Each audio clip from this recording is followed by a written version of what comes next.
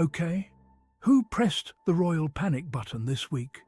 Because Meghan Markle walked into Paris Fashion Week looking like €1,000,000, and suddenly the British media's acting like she just staged a coup at Buckingham Palace, in heels.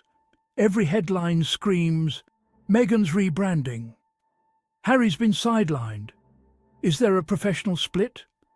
Let's get something straight. She showed up to support a friend, looked stunning, and now the tabloids are having a collective identity crisis. They can't stand that Meghan didn't just survive their smear campaign. She's thriving in Paris, glowing, winning, and reminding everyone who the real headline act has always been. Welcome back, and today we're dissecting the so-called outrage over Meghan's Paris appearance, the ridiculous professional split narrative, and why certain people lose it every time Meghan dares to shine. So Meghan steps out in Paris. The cameras go wild, the crowd gasps, and within minutes the royal media machine hits DEFCON 1.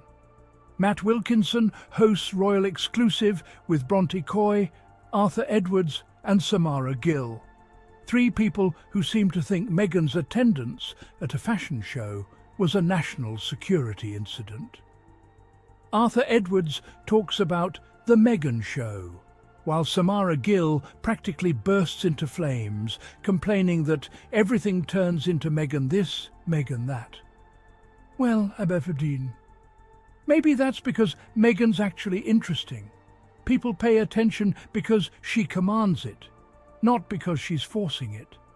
Let's be honest, if Meghan had walked in wearing a potato sack, they'd still call it a PR stunt. Now, apparently, Meghan's Instagram posts from Paris were controversial. You heard that right. Pictures of her smiling, supporting her friend, and enjoying the event. Bronte Coy gently points out that Meghan knows what she's doing. But then Samara Gill dives off the deep end, accusing Meghan of stealing the spotlight. Girl, please, Meghan doesn't have to steal anything. The spotlight follows her. It's not her fault the flashbulbs start popping when she enters a room. That's called presence. Something you can't fake, buy, or Photoshop.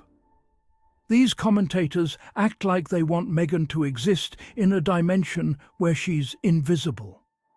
Sorry, that's not happening. Next, we get the rebrand theory. Because apparently a confident woman wearing designer clothes equals a complete identity overhaul. Samara Gill asks, is Meghan changing her brand or her image? No, Samara. Meghan's not rebranding, she's reclaiming. When she was in the royal family, they dimmed her light, filtered her voice, and turned her into a headline instead of a human being. Now she's showing up as herself. You call it rebranding. I call it freedom with good tailoring. And let's not forget, if Kate Middleton had attended Paris Fashion Week, the headlines would read, Elegant Duchess dazzles with effortless grace. When Meghan does it, it's, oh no, the Duchess is plotting her next move. The double standard is exhausting and painfully transparent. Then came the big theory of the day, Meghan and Harry's supposed professional separation. Because, you know, if Meghan's in Paris while Harry's working on Invictus, that must mean they're on the rocks. By that logic, every couple who works different jobs is headed for divorce. They said Meghan and Harry need to be seen together more. No, they don't. They need to be seen winning. This idea that a married couple can't have individual success without it meaning trouble in paradise is outdated and sexist. Harry is thriving with his global projects. Meghan is shining with her creative ventures. It's not separation, it's synergy. And you know what's really funny? When William and Kate disappear for months, it's time off.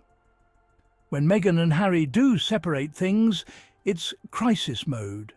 Make it make sense.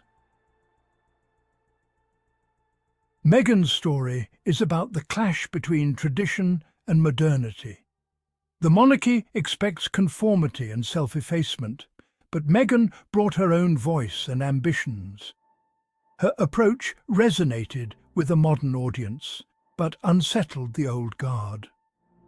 Stepping back from royal duties with Harry was a seismic shift, challenging the institution's rigid rules. Their hybrid model of service and independence was unprecedented.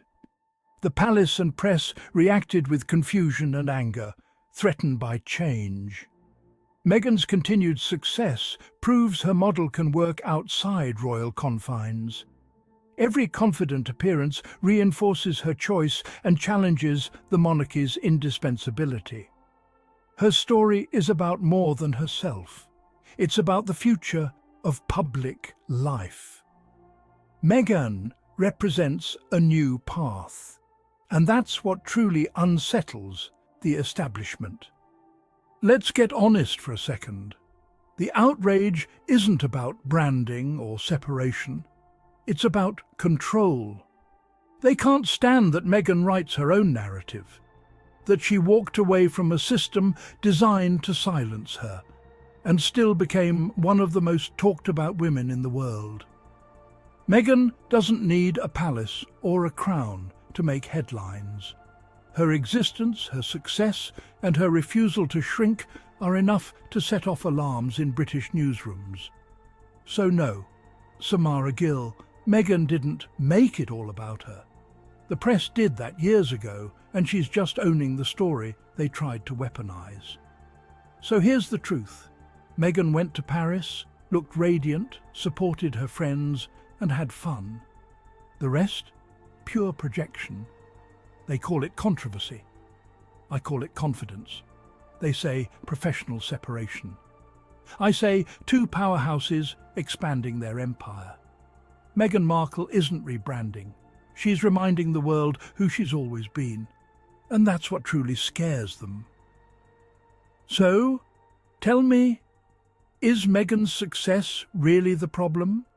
Or is it that they just can't handle a woman who left the monarchy and still became the moment? Drop your thoughts below, hit subscribe, and share this video with someone who's tired of the media's Meghan obsession. I'm Adrian, and this has been Meghan, where we celebrate truth, love, and the glow-up they can't control.